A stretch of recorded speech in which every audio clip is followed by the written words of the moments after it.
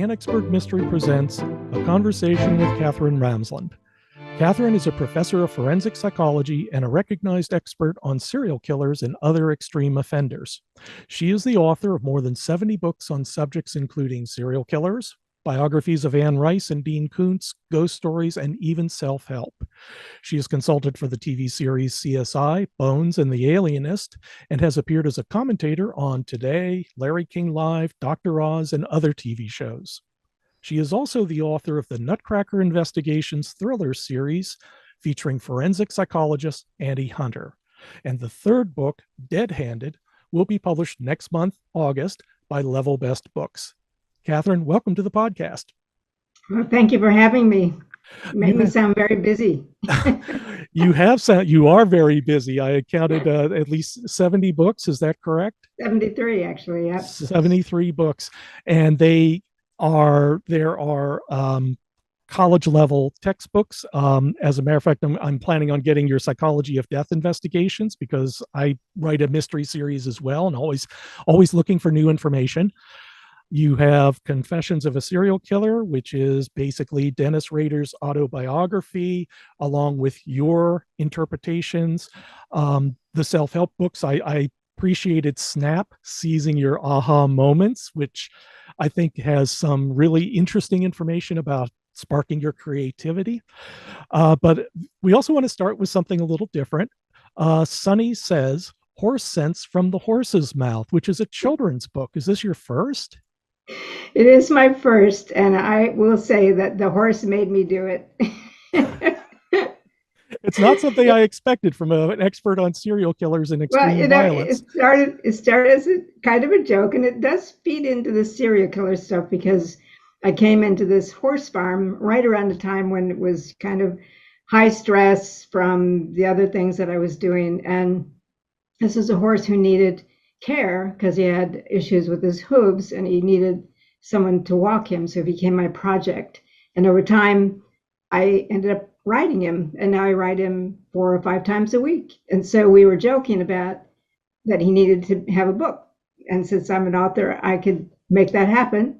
And so it was a book about him and all his farm buddies and how he came from Kentucky to Pennsylvania and all the philosophical ancestors he has. So it was a joke, but now the proceeds go to his shoe fund because he has to have special shoes. Oh, that's good. Well, I'm sure Sunny will. Well, if Sunny knew about it, Sunny would appreciate it. I see, and you even credit him as the author, as told to Katherine Ramsland. Yes, that's right. Do you find riding a horse can be like a way of alleviating stress from the work that you do? Because you spent like 5 years on Confessions of a Serial Killer. And I would imagine, especially from reading the book, some of it gets quite dark, as it obviously should be. But how does that affect you and how do you deal with it? Yeah, being around the animals, there's 5 horses on this farm and dogs and cats and, and chickens. So being around the animals, I think, is really helpful. I just don't let anything into that space. It's my mindful healing space, and I just spend a lot of, it's not just riding, it's just spending time with the animals, being close to them. So that's I think everybody who works in the criminal justice or forensic psychology field needs an outlet, needs some way to balance out the kind of blackness that we see. And especially because I'm talking to these offenders, in a pretty personal and intense way, that this horse farm coming along was just perfect for me. Mm-hmm. And that's been sort of my experience. I've talked with police officers, homicide detectives who've written memoirs, and they say pretty much the same thing. You either have to find some kind of black humor, or you find, I guess, would compartmentalization be the correct word for this kind of behavior? I guess I don't really think like that, because compartmentalization really conveys separate, distinct compartments with walls between them. And I don't think that's what it is. It's really more because we do talk about some of this stuff when we're riding. I ride with a former police officer. So we do talk about it, but there's just a relaxing calmness to it. And I don't see that as in compartmentalizing, really. Okay. Well, what you also do in addition to your nonfiction books is you write fiction, and you have a couple of books in the Heat Seeker series and the Hearts of Darkness series. And now you have the Nutcracker Investigations, which is 3 books from Level Best Books, Ice Cream Man, In the Damage Path, and your new one coming out next month, Dead Handed. And this one seems to be, from reading the 3rd book, that it's kind of a culmination of all your interests, because it's a forensic psychologist, but it's kind of like a private investigation with her own crew of supporters. And she has a house on the Outer Banks of North Carolina, but she obviously goes to other places. Am I getting the right idea here?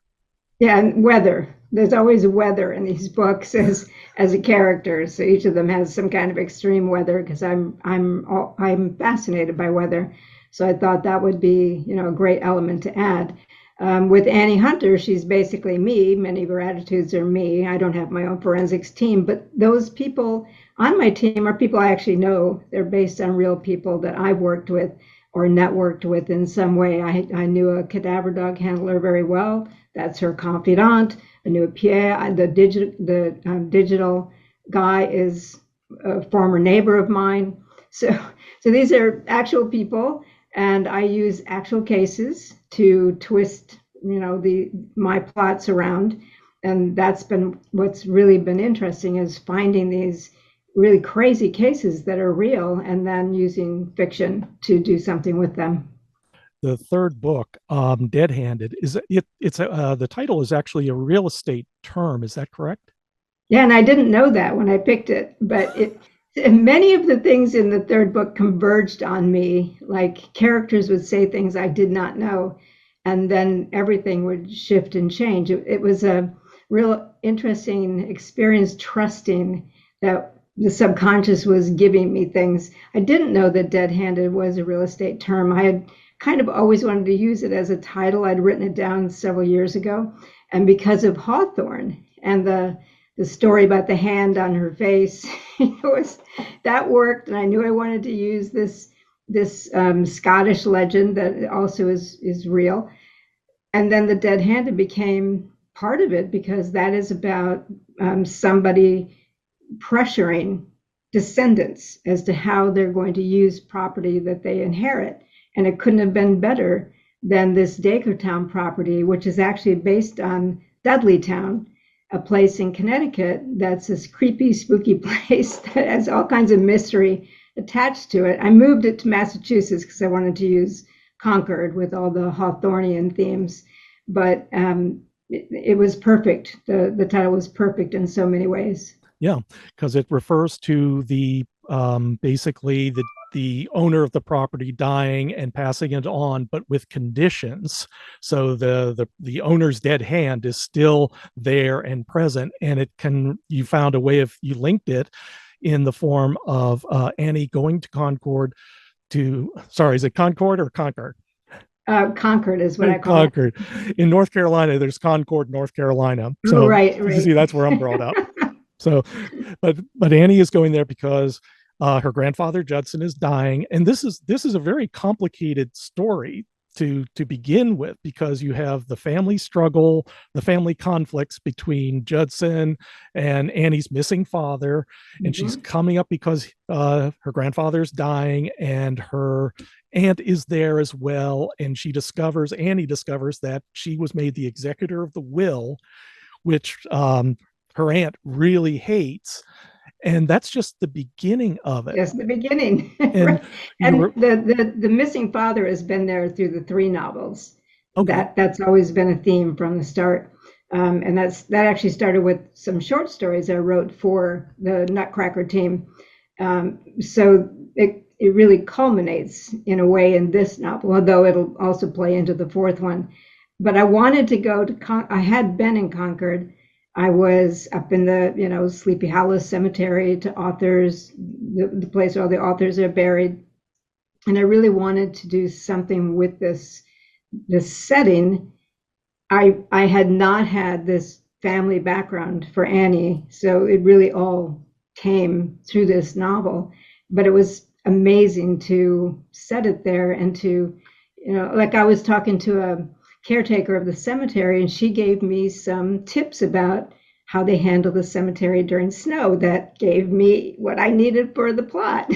So it Yeah. was really a wonderful experience to write, but Yeah. hard. It was very ambitious because I had another whole storyline going that I had set up from the second novel, and I had no idea how these two things were going to converge. And the way they converged surprised me. I did not calculate it, but they converged in what I thought was a natural and inevitable way. Yeah. And without trying to reveal too much about it, there's also, like you said, Darcy Town. Darcy or Darcy? Dakertown. Dacertown. Okay. Dacertown, which is an abandoned Dakertown, like Daker, Daker DAC. with a hard Yeah. K. Okay, great. So it's an abandoned colonial town that's like a half hour outside of Concord, and there's mystery surrounding that also involves Judson, the grandfather, and this other family. How would you explain like the other family, because they were involved in this and the mystery Yeah. behind it? It sort of grew out of the House of Seven Gables with the two families intertwined and feuding with each other. Of course.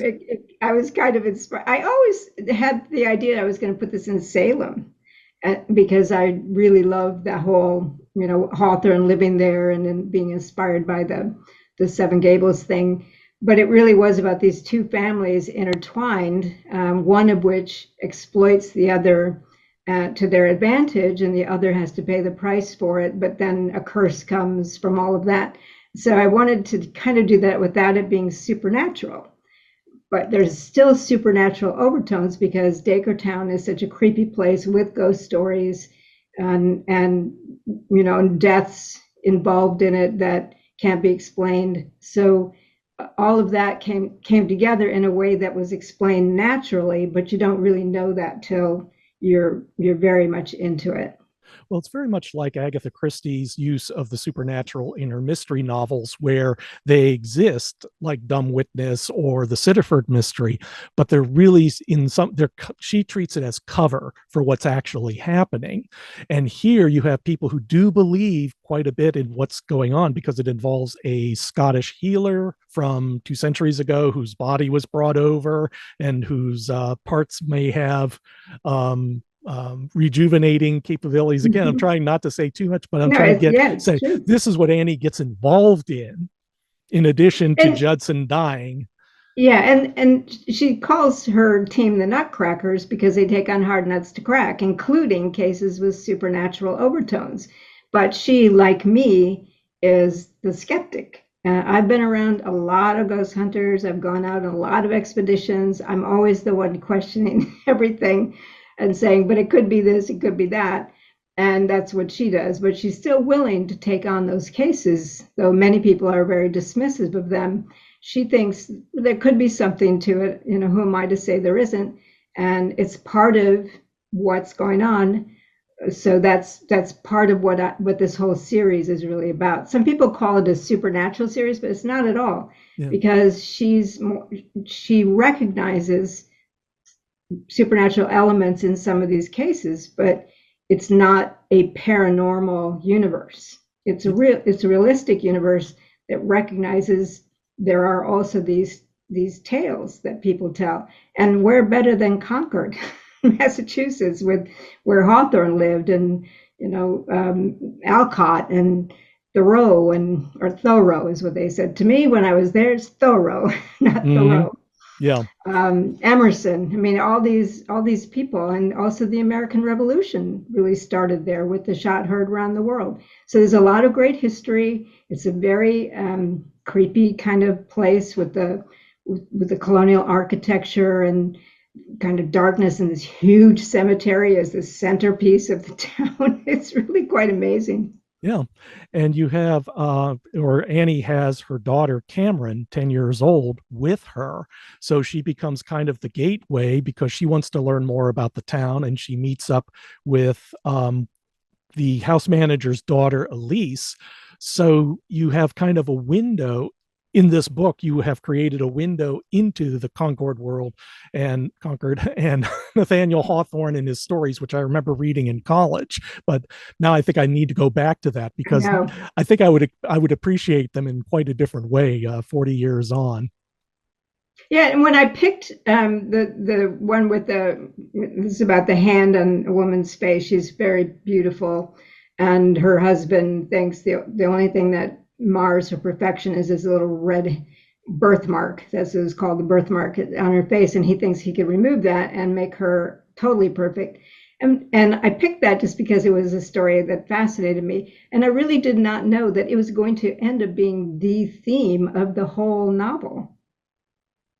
Did you finally realize that, I guess, at the end of the first draft, and you looked at it and saw the connections? As I was working along, I was thinking, oh, this is the birthmark. This is exactly the idea of what that is people who think they can control things and make things perfect. Because her grandfather and generations before him had been involved in these experiments to create a perfect perceiver in kind of a supernatural way. And so that there's that sense of we need to eliminate the blemishes. We need to control this process, but human processes cannot be controlled, and there are consequences for that, as there were for Annie's entire legacy. The entire family line has all these consequences. Yes, the perfectibility of man. I'm trying to remember John Steinbeck. He said that in his Nobel Prize speech, which actually control comes into play when I was reading about Dennis Rader, because serial killers like that one of the motivating factors is they don't have control over their life and they try to find it in other areas. Well, he actually did have a lot of control over his life, but he just was very involved in wanting to control females. So growing up and feeling kind of off kilter when he was around girls in grade school and high school, he wanted to exert control over them, especially beautiful girls. So he had this death to pretty women theme going on. He made girl traps and girl cages and considered tying them to railroad tracks and whatnot, because it was a way to prevent them from making him feel insecure and inadequate. Mm-hmm. Yeah. So you're playing with control in fiction, and you find that in your fact as well. Yes, very much so. Mm-hmm. This also, your story here also talked about a suicide cluster, Annie's investigation in that area. And I assume that's also an area in which you've studied as well, the psychology behind suicides or suicide clusters. Yeah, a lot of people, one of the things I like to do with this series is introduce people to areas of forensics that they might not have heard of. Like in the second novel, I have a forensic meteorologist. Mm-hmm. And Annie's a suicidologist. She's not just a psychologist, she's a suicidologist, as am I. So that means you've spent a lot of time really focused on that subject area. And there are a few people with that element of expertise as part of their psychological program. So she has a way into this. When she reads about this supposed cluster, she has a way to introduce herself into it by saying, I am one of the few experts on this, and I happen to be in the area, which is helpful to you in your city council because you're going to need somebody. And this happens with actual suicide clusters. They find that they need somebody to give them a way to manage this, because it's really terrifying. What kid is going to be next? Often it's teenagers. Often it's kids you would never have predicted would be suicidal, and there they go. So city councils often do look for outside experts, and that gave me a way to frame the story with Annie injecting herself into this town that ends up being near Dakertown, and from there, the story unfolds. Yeah, and there's also teenagers involved in the main line of the story who are kind of caretakers of Dakertown, and they have a connection with the families that had struggled over it in previous generations. So it ties together very nicely, but in a very unexpected way, which is really it's always nice to see a story where you say, I don't know where this is going next. I felt the same way writing it. And I'm usually more of a plotter. I usually sit, and I did think I knew exactly what this plot was going to be. I remember the day I thought it up and thought, okay, I have my plot. I know where this is going to go. And then none of that was what I ended up doing.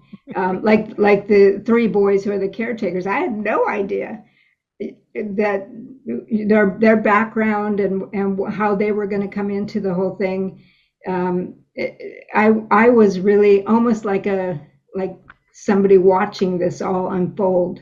Mm-hmm. And I was able to do that in part because of the book you just mentioned, Seizing Your Aha Moments, because I had studied a lot about the creative process in the brain and how you can make that work for you. And there are going to be these times of not really knowing where it's going, but trusting your brain to produce stuff. And it did. Time and again, it surprised me with a comment or a plot device that I didn't know it was going to go in that direction. And I remember, and I don't want to give this away, but toward the end, I had no idea how it was going to end up, getting resolved, or where the items were that they were looking for. Really didn't know. And the way they all kind of resolve in that one very dramatic scene was just such an astonishing scene to me, because it was like, oh, everything's perfectly coming together just right.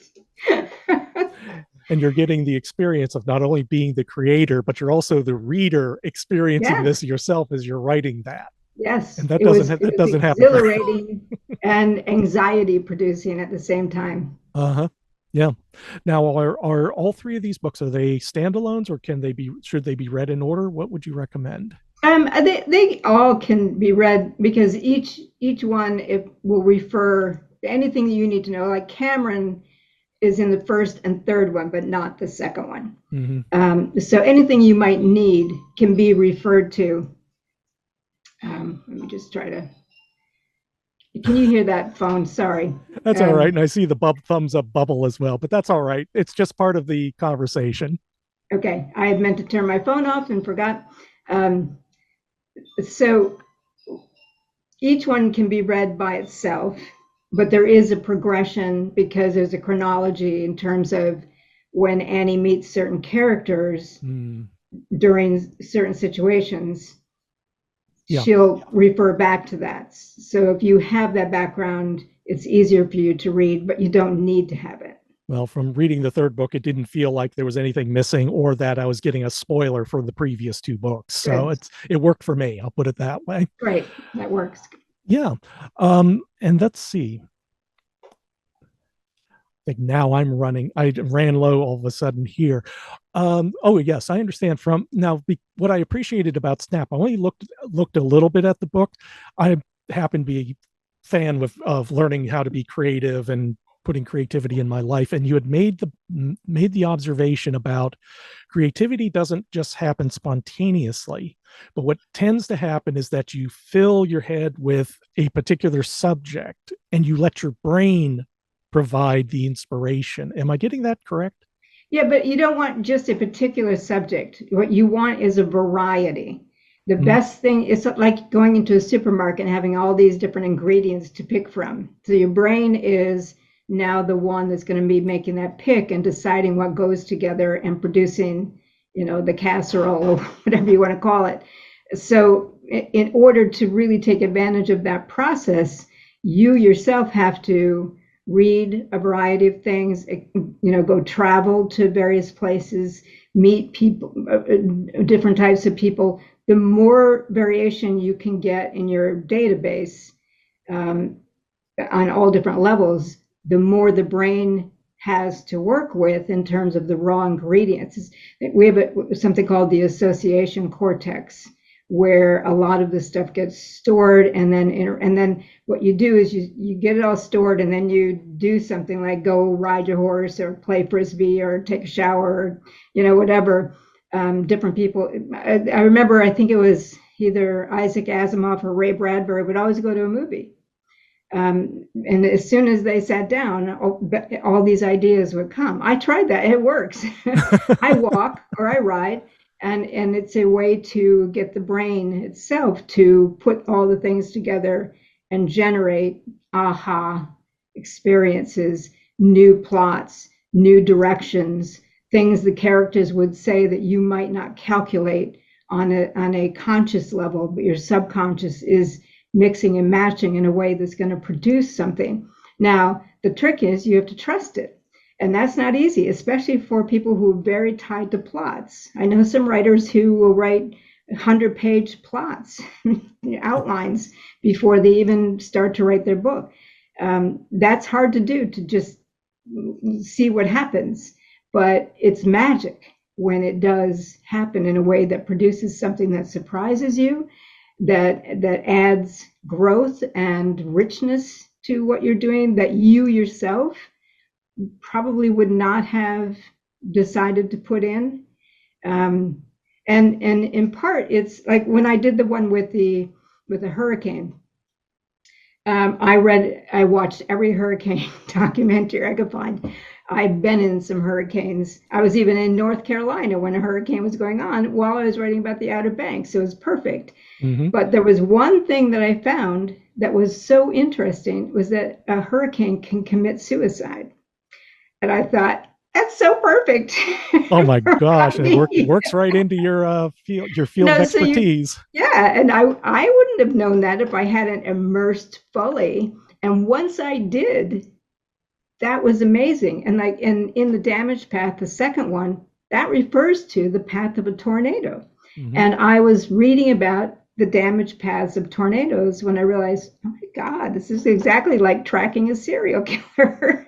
You mm-hmm. learn about the tornado in the aftermath, mm-hmm. just like you learn about a serial killer in the aftermath of what they've done. So they have their own damage path. I wouldn't have known that terminology had I not immersed in tornado science and lore. Yeah. And once I did have it, bang, that title just went, that's got to be it. It's a great title. It really works I think, especially for a thriller. And there's nothing more thrilling than, like you say, extreme weather, because we lived through Hurricane Hugo in Charlotte, North Carolina, that came across from Charleston. And that was an absolutely amazing storm. And the floods that it produced. Oh, absolutely. That's exactly what I was using. It's not just the hurricane, it's the surge and the water. And yeah. Well, I grew up in North Carolina, so I actually have been to the Outer Banks. And again, that was another moment where I haven't visited there in decades. So being able to just, even for a little bit, to think about being on the balcony and looking over at the gray ocean and just being there was very pleasurable to me. Mm-hmm. Well, I'd like to move on. We'll go ahead with your latest nonfiction book. I guess for our readers, we're going to be discussing serial killers. We're going to try not to get into, I guess, triggering areas. Once we're talking about serial killers, by this time you can either go ahead and leave or, but definitely check out her fiction books. They're much easier to read. She doesn't go into the pornography of gore. Like we're not talking Thomas Harris here. They're definitely worth reading. I think you'd have a great time. But anyway, your latest book is The Serial Killer's Apprentice, and it's about Dean. How do you pronounce his last name? Dean Corll. Corll. Yeah. Okay. And this was interesting to me at the time because, of course, this takes place in early 70s in Houston. Same time Ted Bundy was up in Washington, and there were some other cases as well, Daniel Berkowitz, and I guess the concept of serial killers hadn't really come into popular parlance. Is that correct? Mm-hmm. You called it called a mass killing at the time. Yeah. Do you want to? Yeah, and actually, they didn't even know. They didn't even know what to call it. It was, well, taken aback. So it was Houston in 1973 when they first realized what was happening. And the book is not about Dean Corll per se, as it is about the apprentice or the accomplice, Wayne Henley, because I interviewed him for over a year to write this book. I wanted him involved in it. No one had interviewed him before to get his perspective.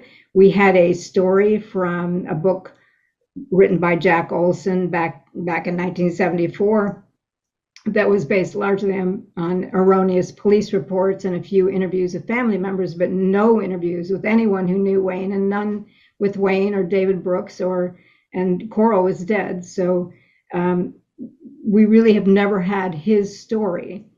And I had, for a long time, wanted to talk with him. And weird things converged that finally it happened. I can go into that if you want. It was a weird story how it ended up happening. But the book itself really starts with how he killed Dean Coral. He was Coral's apprentice or accomplice for a year and a half. And he is the only serial killer's accomplice who killed the adult predator to end it. Yeah, this is unique in a way unique. Because Wayne was like between 14 and 17. Yes. And you go into the psychology of what a teenager is like, because of course the question is, he wasn't a serial killer himself. He was kind of recruited by Dean to help him. Yeah. And did he actually participate in the killings, or is there some doubt? Yes, he did. Recruited and leveraged. So that's the key part. A lot of people think he was paid $200 per boy that he brought, and he was bringing in all his friends to parties and sort of sacrificing them to Dean. That is not at all what happened.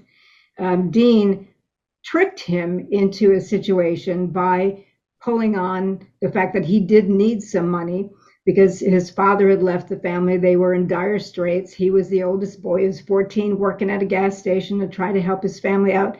And here comes David Brooks with loads of money and saying, yeah, we'll bring you into this organized crime thing if you're into it. And Henley was actually brought in as a potential victim initially. But he, fast thinking, told them he had told his mother where he was. And so then Coral decided that Henley, because he had so many connections with boys in the neighborhoods, that he'd be great to bring in. So Coral tricked him into participating for money. And what Henley thought was, you're selling this boy over to some rich couple in California, and he's going to be a pool boy. Everybody wins. But in fact, Coral killed the boy and then told Wayne, you're in on this now, like it or not. And now you have to do what I say. Yeah. He was 15 when he killed the first boy himself, forced into it, no way out, and not knowing what to do because he thought, who's going to believe me? I'm 15, he's an adult, and he's got this whole organized crime situation. And if I turn him in, they're going to come after me and my family. And he was in a no-win situation with the limitations. He was a ninth grade dropout. So the limitations of a kid from a blue-collar neighborhood in Houston, Texas, not knowing where he could turn. He had a father who had shot at him twice. So, and through the 15 months he was with Coral, he did try telling adults. All of them pushed him away, dismissed him. He wrote an entire confession out and gave it to his mother, and she tore it up and threw it away. So he had no way out. He tried. And that is a story that people don't know because they've accepted Jack Olson's version of the story, where Henley is a willing accomplice. And just as creepy as Coral was, there's also David Brooks, who was an accomplice first and really did help Coral out. He's dead as well. He died of COVID. But so Henley's story was kind of dangling out there. And I came along and said, I really want to hear it. I want to explore with you the dynamics of this juvenile being pulled into something by an adult predator who, the kids can't handle it. And he said that because it was a book that would help others, and I have an entire chapter devoted to that, it would help others.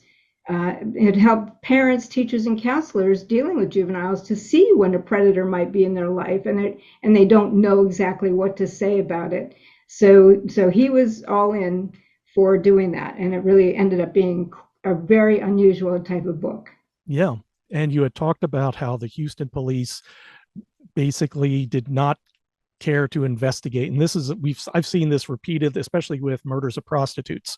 The police just don't care enough to actually do one of these formal investigations or do something like you'd see on CSI. Oh, we've got these bodies.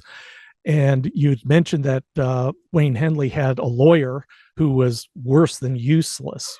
He was actually harmful.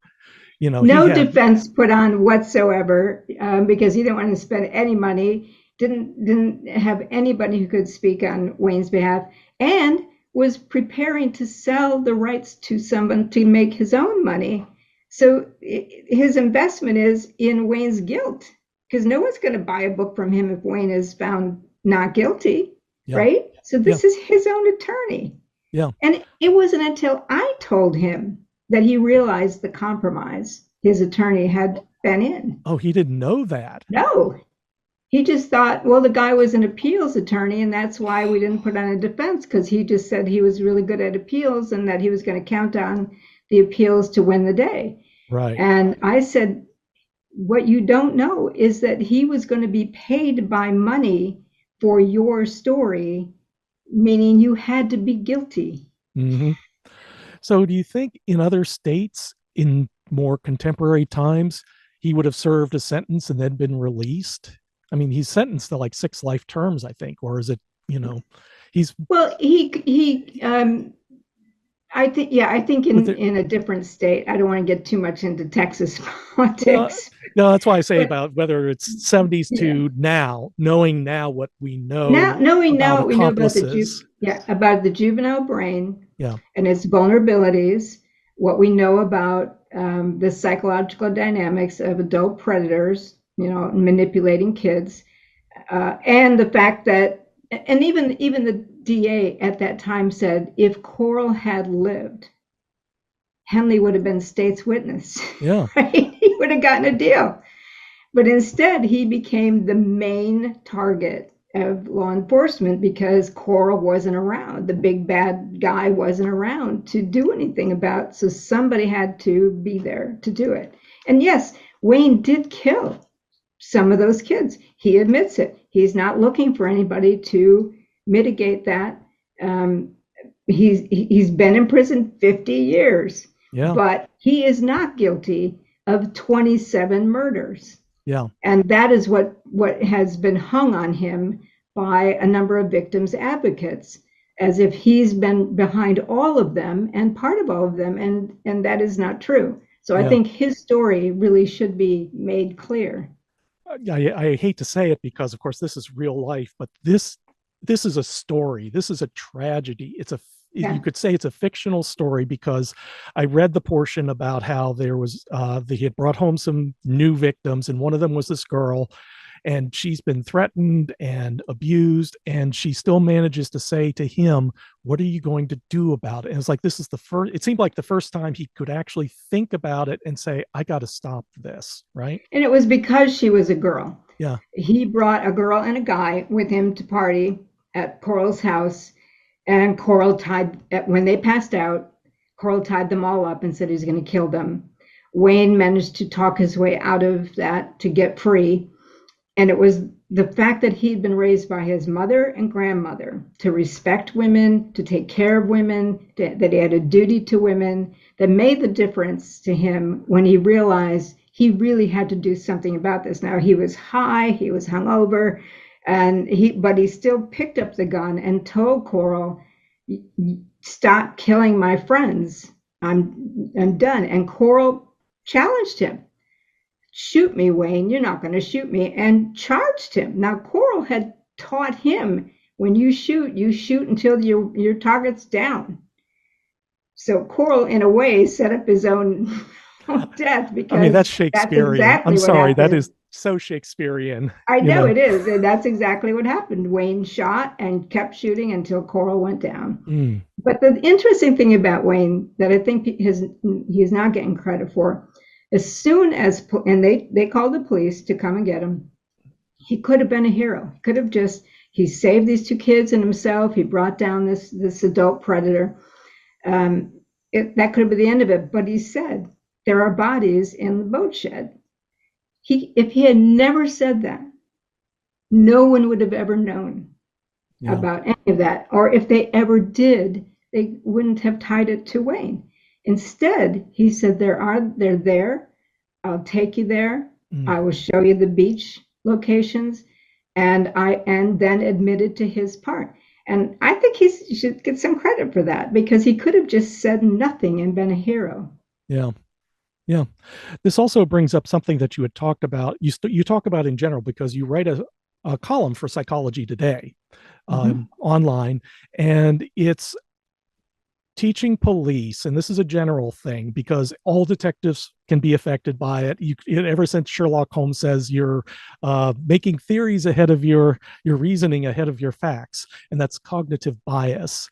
Right. Do you want to go into because I think this also applies to a lot of things people see in everyday life. We think we see something, we draw conclusions, but we don't necessarily have the facts.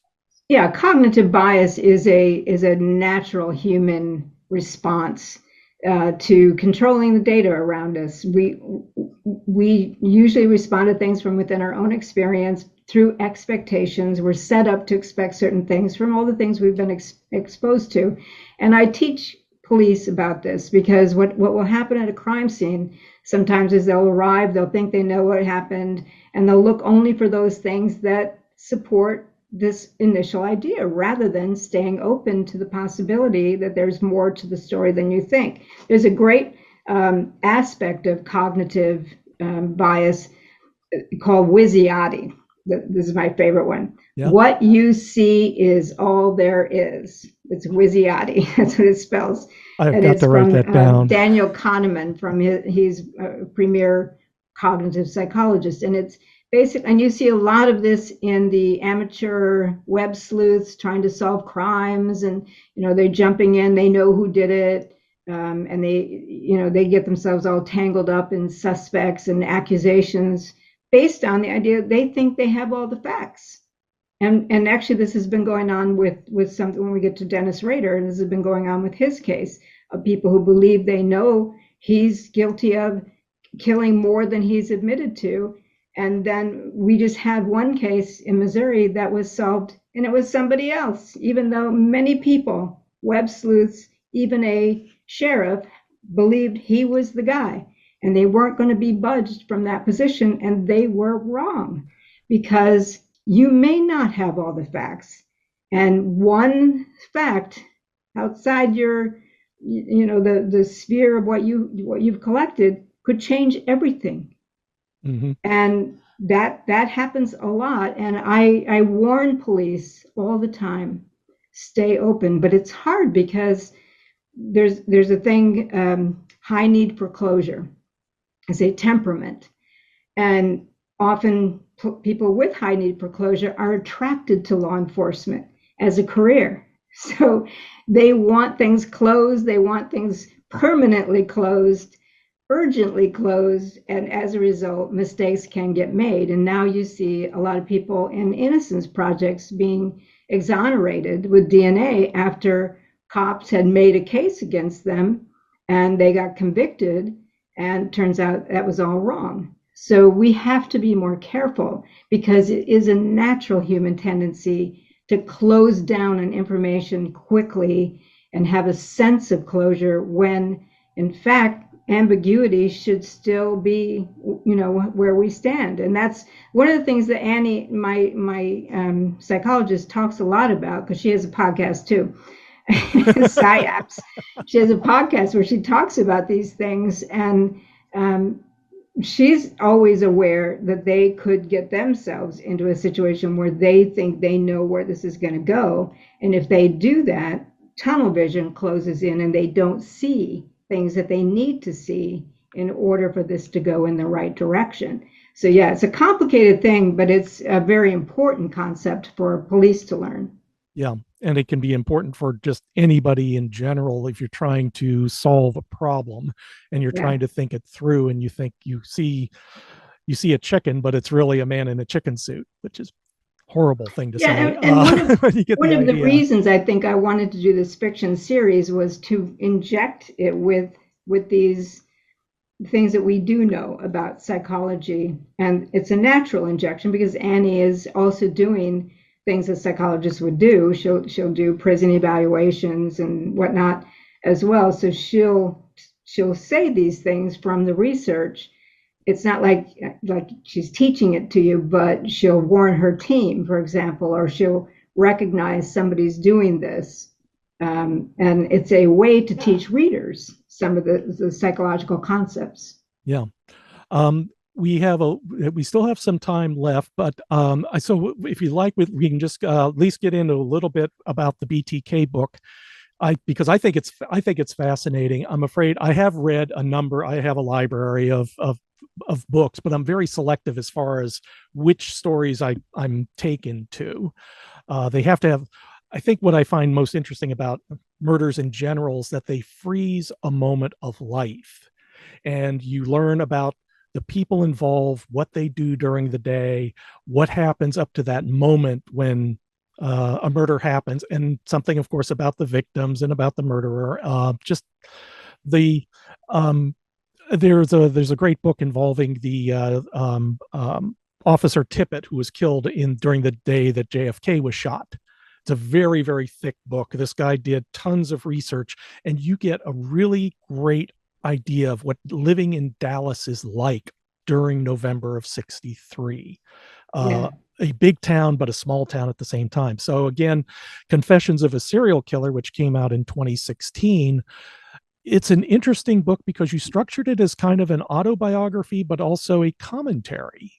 Was that your intention Yeah, from I the call first? it a guided autobiography, Okay. which it is no genre at all. It's the one I made up.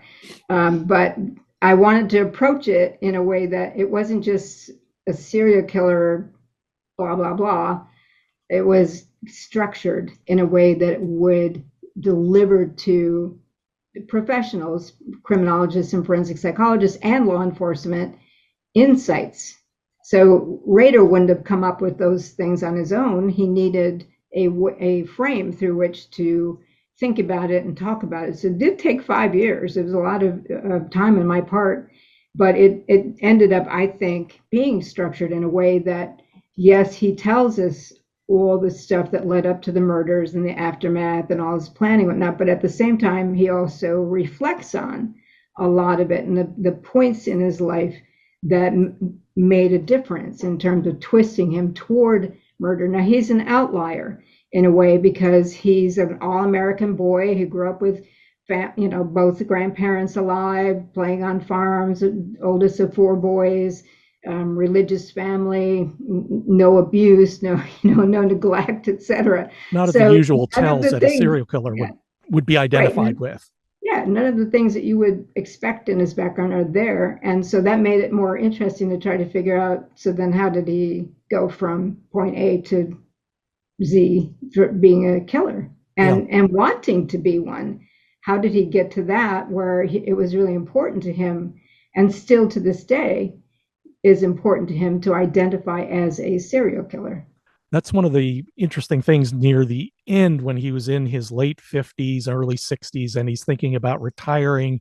He's looking at somebody like when Bundy was executed in Florida and saying, why am I not getting that kind of attention?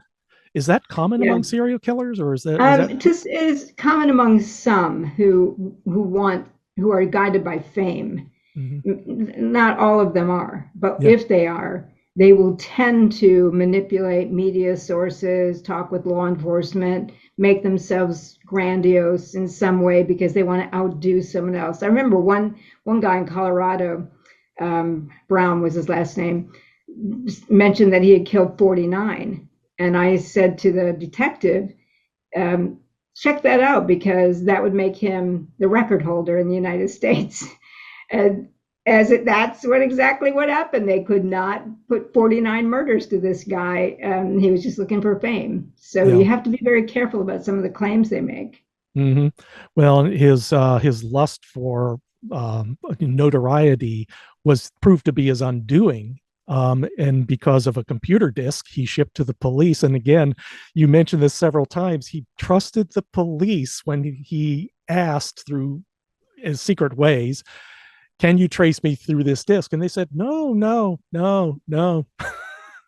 And even today, he talks about how he couldn't understand how someone who is in law enforcement would lie, because he has this assumption that only the white collars, the John Waynes, etc., would go into law enforcement, and they would not be able to lie. They would not even think about lying. And it's an odd, but it's a very middle America concept of the good guys wear the white hats, and they're always going to have high integrity and whatnot. But they were using the lie to catch him, so justified lie is the way they would see that. Oh, absolutely. And it could be possible if there might have been a way, because he used his church computer, because then again, he was vice president of his church. He was actually at the time president. He had become president. He did become president. Yeah. And so he's using the church computer to write his missive to the police. And they said, there's this guy, Dennis. They use the identifiers for the disk or the file to say, oh, Dennis at this church. And if he knew enough about extraneous data and wiped it, they might not have caught him. But well, he did. He knew how to wipe stuff, but not there wasn't that kind of sophistication in 2004. And he actually had checked it with a cyber cop. Had he used a clean disk instead of one in which he took church notes, had he used a completely clean disk and gone to a library, an anonymous sort of place, he would have gotten away with it. But he didn't think about that. But at the same time, when he's sending Xeroxes of his criminal material, he's doing it several times over and over. He's covering his tracks that way, but not this other way. He ran out of time. And frankly, thank God. Thank God for that. But the irony of all this is the fame is what tripped, the desire for fame and the cat and mouse game. It was what tripped him up. But today, they're trying to nail him with multiple other murders that he did not confess to. And it's that very claim to fame, that desire for fame, that is tripping them up. Because what he says to them is, I am not guilty, and why wouldn't I confess? I would be more famous if I did. Yeah. So they have not yet been able to answer that question. They have no evidence against him. It's more logic and speculation. And you look at his record, all he wanted was fame. Why wouldn't he confess? Yeah, because obviously certainly other serial killers have claimed that without proof.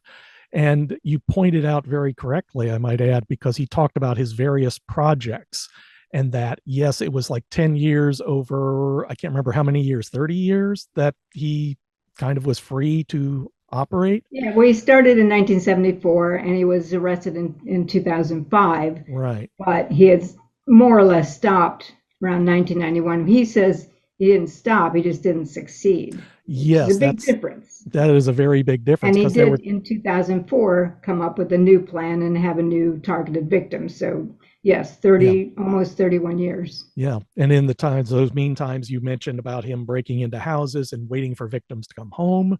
He was going to commit one particular crime, but there was a work crew out in front, and he didn't want. So yes, it could have been much higher. So well, he sent me a project list of 55. So, those are including the successful murders that he committed as well. Right. Wow. That's why. Well, if our readers will look, if they're interested in this, look up Confession of a Serial Killer. Like I said, at certain points, he is describing in detail how he committed the murders. And I will confess, I did not want to read those. So I kind of went back and forth. I certainly read your commentary, particularly in the end where you're discussing his psychology. And I don't know, do you have, is there a real, can a real conclusion be found as far as why somebody who can cry over the death of his mother, yet snuff the life out of these people in front of him and not feel a connection? Yes, I think it makes sense to me because I'm immersed in this world. But he came up with a concept, and you talked about compartmentalizing. His concept was cubing. Mhm. And cubing is very interesting because it's more like he's a person with multiple sides of a cube. So all these different faces, he can, thief, serial killer, family man, father, religious. He can turn whatever, they're all part of him. Yeah. So it's an integrated whole. Then he can pivot and turn to any situation, whatever face is demanded, he can be that because it's all part of the package. So Mm-hmm. it's not compartmentalizing distinct compartments. It's all one. It's just a matter of what's called in me today. Yeah. And yeah, and I think honestly, a lot of people do it. If someone having an affair, same thing. They can lie to their spouse and say they love them at the same time they're betraying them. And I mean, you can see this in a lot of different situations, not just true of serial killers, but it does explain how they can seem to have complex, even contradictory emotions and beliefs. I mean, look, John Wayne Gacy said he was a Christ figure. Really? Wow. He did. He called himself a crucified Christ. Mm-hmm. Christ in a clown suit. What a weird world. Well, I guess if you ever have gone to work and saying, I hate this job, and yet you sit there in your meetings and you have a bright, cheerful smile on your face and you're, yes, Right. sir, 3 bags full. I You guess do that's what needs to be done. compartmentalizing as well. Right.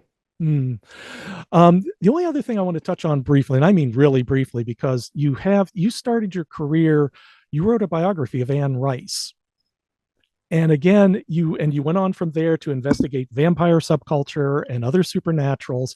And how did you and I'm planning on getting the Dean Koontz biography. I've got it on my list because I read bits of it online and just like, I want to know more about this. I think it's Yeah. still a viable, to me, it's still a viable biography. Yeah. Now, how did you meet Anne Rice? How did you get her to agree to a biography? I saw in it. I was teaching a philosophy class, and I thought some of her vampire novels seemed very philosophical with themes that like I was teaching, and I wanted to read a biography of her, and there wasn't one, so I thought, well, why don't I just write one? How hard can that be? And I called her. This is in the days when she picked up her own phone. And I explained to her as a philosophy professor, I was interested. And she wanted to think about it. And then I wrote a proposal. And she called me a week later and said, well, no one knows who you are. And my agent doesn't think I should do this. And I said, well, you said in an interview that people should be allowed to follow their dreams. And all I'm asking is that you read my proposal. And if you hate it, I'll never bother you again. So she read it, and we ended up writing 7 books.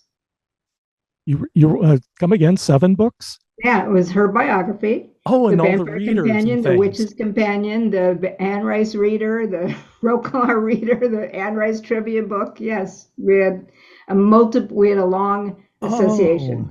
okay, that explains that because I was looking at the list of like you said, the Witch's Companion, the Anne Rice trivia book, the Yeah, Roquelaure reader.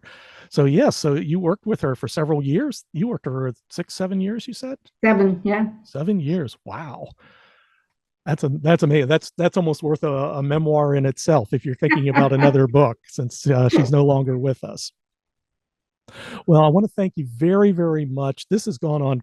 Uh, like I told my wife, we could do a 4-part series on you, but we just, we obviously you have your time and I have mine. But I'm glad we were able to at least get a broad overview so that readers can come and look at the list of books because there is, whether it's fiction or nonfiction, there's something by you that's worth reading. And if you want something very kind and nice, the horse book is perfect too. Yes, and Snap. That's also very Yep. easy Oh, to and read. Snap. Yes, definitely. Definitely.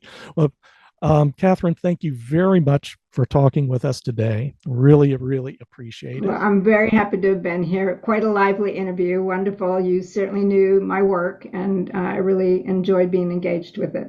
Well, thank you very much.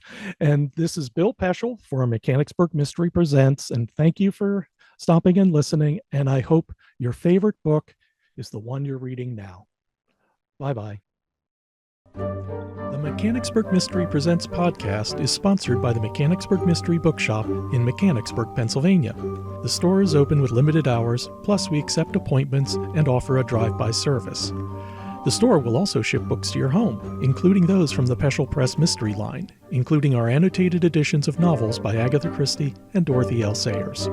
To learn more, visit the store at www.mysterybooksonline.com. And thank you for listening.